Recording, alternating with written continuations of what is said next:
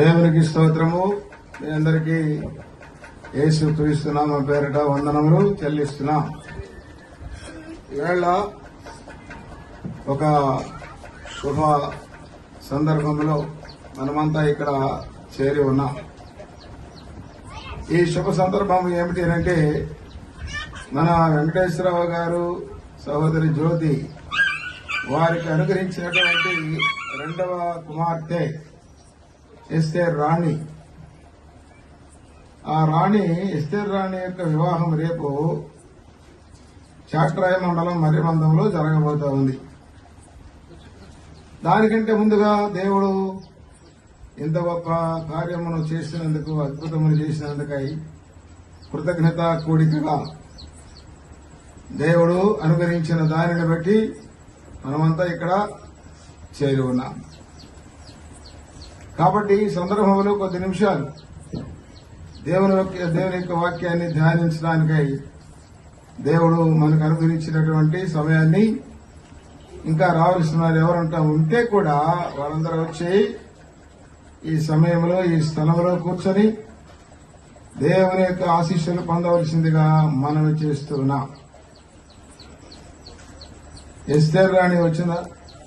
నువ్వేనా? Very good. పాట విన్నావా? ఇప్పుడు ఎవరి గురించి ఆ పాట? నిన్ను గురించేనా?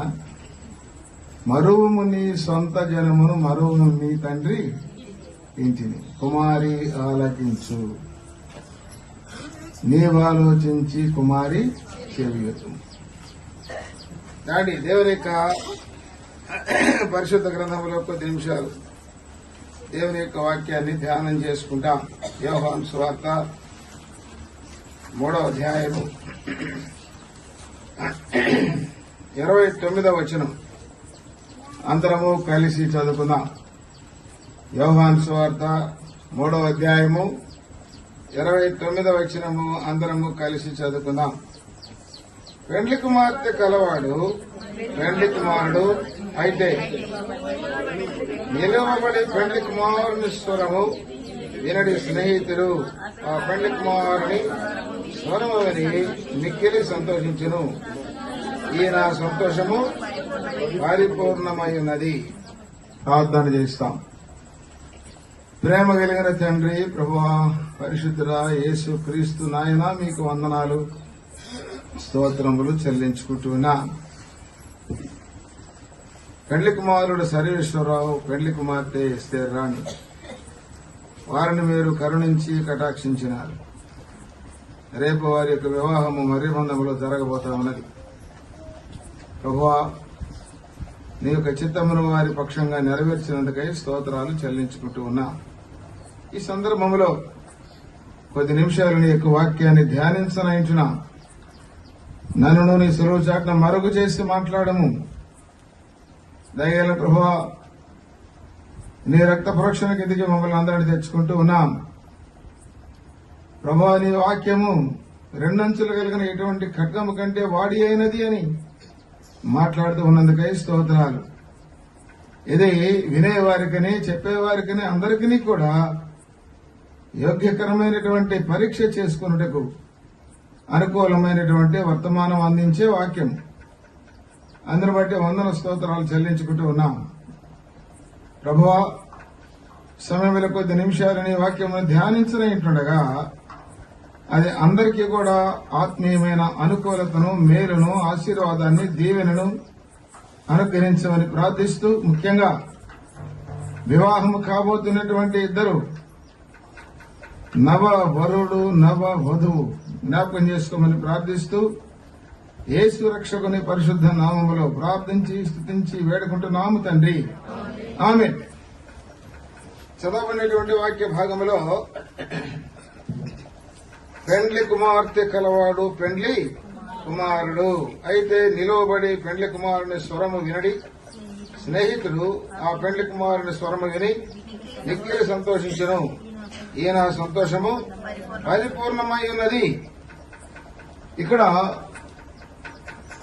సంతోషము పరిపూర్ణమై ఉన్నది. ఎందుకు పరిపూర్ణమై ఉన్నది? పెండ్లి వార్త వినగానే సంతోషము. ఎవరికైనా సరే పెండ్లి జరుగుతూ ఉన్నది అని అంటే ఇష్టపడినటువంటి పెండ్లి.